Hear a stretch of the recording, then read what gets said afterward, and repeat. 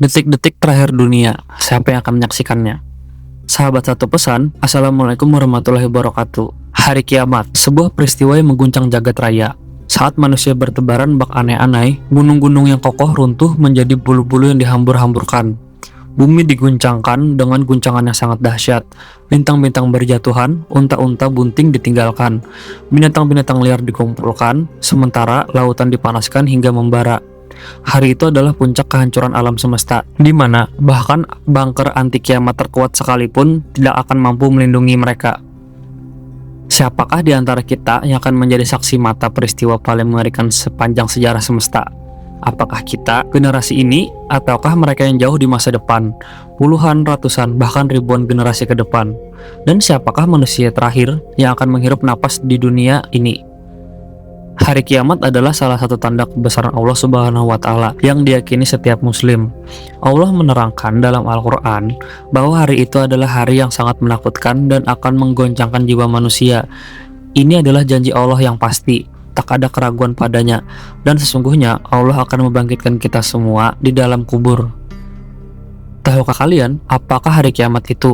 Pada hari itu, manusia adalah seperti aneh-aneh yang bertebaran, dan gunung-gunung adalah seperti bulu yang dihambur-hamburkan.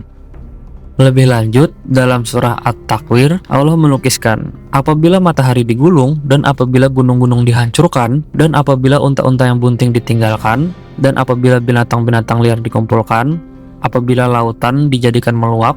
Ibnu Anas radhiyallahu anhu menambahkan tentang firman Allah, dan apabila laut dipanaskan, bahwa laut itu kelak akan dinyalakan sehingga berubah menjadi api. Ibnu Wahab menuturkan dari Atta bin Yasar bahwa keduanya, lautan akan dikumpulkan pada hari kiamat lalu dilemparkan ke dalam neraka, sehingga terciptalah api yang sangat besar. Bila kita cermati ayat-ayat ini, kita akan melihat pemandangan yang sangat mengerikan. Kita tidak bisa membayangkan bagaimana manusia bisa selamat dari peristiwa ini. Dan memang, tidak ada yang bakal selamat dari kejadian kiamat tadi. Tak seorang pun tahu kapan peristiwa kiamat itu terjadi. Nabi Muhammad SAW sendiri pun tidak tahu waktunya. Bahkan malaikat Jibril, pimpinan para malaikat, tidak tahu kapan terjadinya. Semua itu adalah rahasia Allah Subhanahu wa Ta'ala. Artinya, hari kiamat sewaktu-waktu bisa terjadi. Namun begitu, umat yang bagaimana yang akan mengalami peristiwa kiamat itu bisa diketahui dari informasi akurat dari Nabi SAW. Bahkan, Al-Quran juga mengisyaratkan akan umat manusia yang akan mengalaminya. Di antara perlindungan yang Allah berikan kepada orang yang beriman adalah Allah menjauhkan mereka sehingga tidak menjumpai kedahsyatan hari kiamat. Sementara itu, mereka yang menjumpai peristiwa kiamat besar hanyalah manusia kafir, yang kehidupan dan karakternya paling buruk.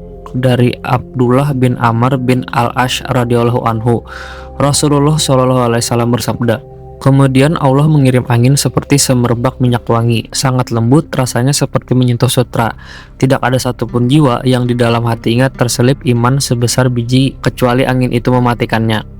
Kemudian tinggal tersisa manusia-manusia paling jelek, di tengah mereka lah kiamat terjadi. Ada hadis riwayat Muslim dari Nawas bin Sam'an radhiyallahu anhu. Dalam hadis panjang tentang Dajjal dan turunnya Nabi Isa alaihissalam, Rasulullah SAW bersabda, setelah mereka hidup penuh gelimang di dunia, Allah mengirim angin lembut. Angin itu melewati ketiak-ketiak mereka dan membawa ruh setiap mukmin dan setiap muslim, sehingga yang tersisa adalah manusia terjelek. Mereka melakukan hubungan badan layaknya himar, di tengah mereka lah kejadian kiamat. Hadis riwayat Muslim. Peristiwa hari kiamat hanya akan menimpa manusia yang buruk dan jelek akhlaknya. Manusia yang bisa melihat kiamat adalah seburuk-buruknya manusia yang hidup penuh kesulitan dan kemaksiatan. Allah Subhanahu wa Ta'ala berfirman dalam surah Al-Baqarah ayat 15, Allah akan membalas seolah-olah mereka dan membiarkan mereka terombang-ambing dalam kesesatan mereka. Yang dimaksud Allah dalam ayat ini adalah mereka manusia yang mengalami kedatangan hari kiamat. Allah Subhanahu wa Ta'ala juga berfirman dalam surah Maryam ayat 75, katakanlah, barang siapa yang berada di dalam kesesatan, maka biarlah Tuhan yang Maha Pemurah memperpanjang tempo baginya, sehingga apabila mereka telah melihat apa yang diancamkan kepadanya, baik siksa maupun kiamat, maka mereka akan mengetahui siapa yang lebih jelek kedudukannya dan lebih lemah penolong-penolongnya.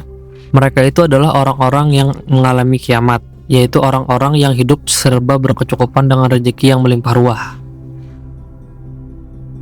Allah berfirman dalam surah Al-Kahfi ayat 103-104, "Katakanlah, apakah akan kami beritahu kepadamu tentang orang-orang yang paling merugi perbuatannya, yaitu orang-orang yang telah sia-sia perbuatannya dalam kehidupan dunia ini, sedangkan mereka yang menyangka bahwa mereka berbuat sebaik-baiknya." Mereka ini telah disebutkan oleh Rasulullah SAW sebagai generasi manusia terburuk di sisi Allah, bahkan lebih rendah dari binatang. Sekalipun Allah telah memberikan nikmat yang banyak kepada mereka hingga hidup berkecukupan, kemapanan itu tidak membuat mereka bersyukur. Mereka mengingkari nikmat-nikmat tersebut dengan banyak melakukan maksiat dan kekufuran. Abu Hurairah menuturkan, Rasulullah SAW bersabda, "Sesungguhnya Allah akan menghembuskan angin yang sangat lembut, selembut sutra dari arah Yaman. Ia tidak akan melewati seseorang yang di dalam hatinya terdapat seberat biji-bijian atau seberat biji sawi dari keimanan, kecuali Allah akan menguatkannya." Hadis riwayat Muslim.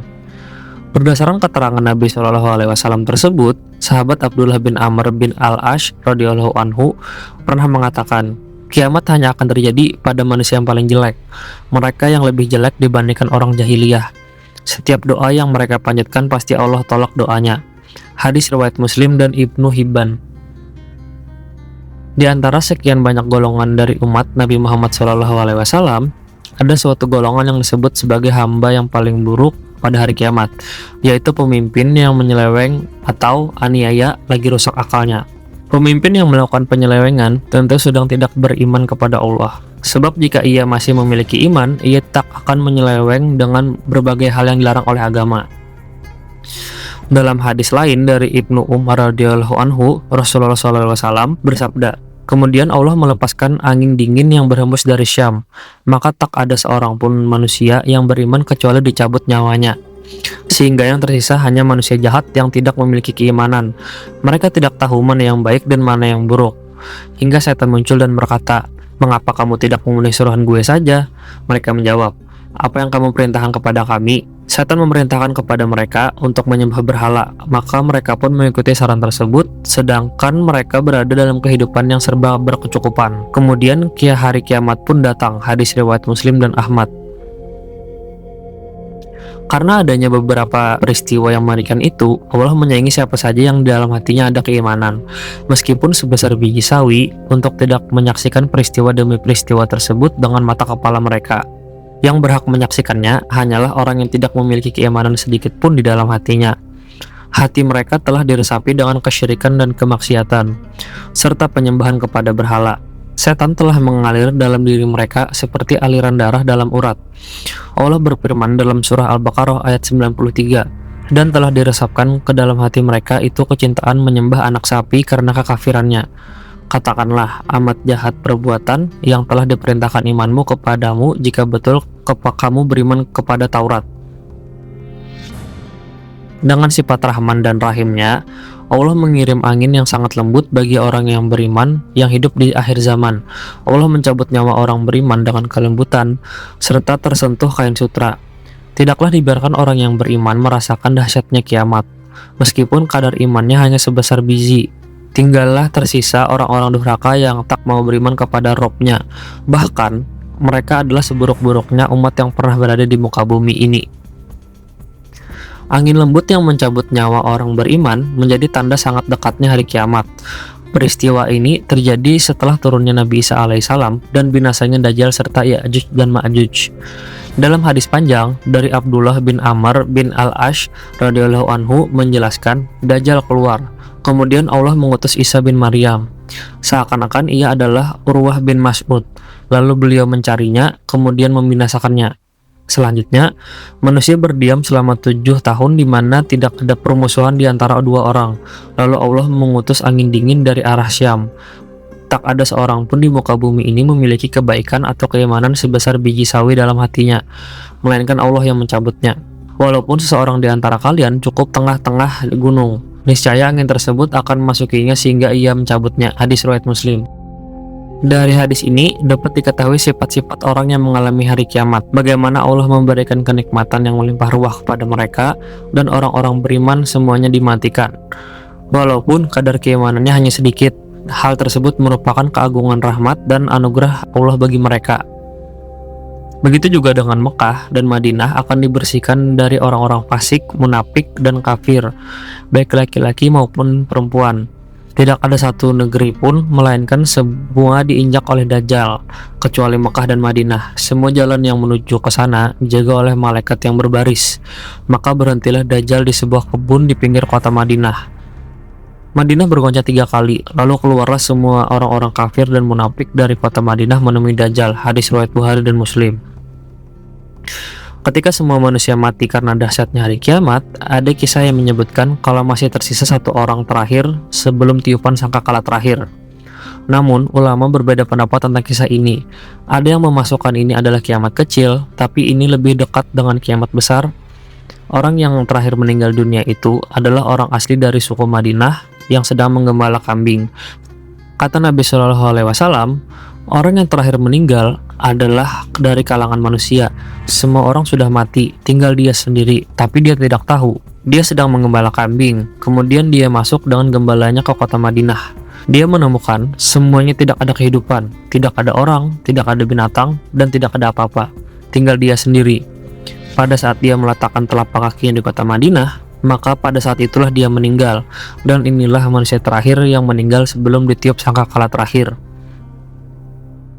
Itulah penjelasan mengenai manusia terakhir di bumi sebelum kiamat terjadi. Pada intinya, menjelang terjadinya kiamat, para kaum muslim akan meninggal dahulu, dan yang tersisa adalah manusia paling jahat di muka bumi. Ya Allah, matikanlah kami di atas Islam dan Sunnah. Wallahu a'lam bishawab. Semoga kisah ini bermanfaat. Lebih dan kurangnya mohon dimaafkan. Yang benar datangnya dari Allah Subhanahu wa taala. Hilaf ataupun keliru itu datangnya dari saya pribadi sebagai manusia biasa. Terima kasih telah menonton video ini sampai habis. Jangan lupa untuk klik tombol like jika kalian menyukai video ini. Tinggalkan komentar dengan saran tentang konten apa lagi yang ingin kalian dengar. Subscribe channel ini agar kalian tidak ketinggalan setiap kali kami mengunggah konten menarik lainnya. Sampai ketemu di kisah-kisah selanjutnya.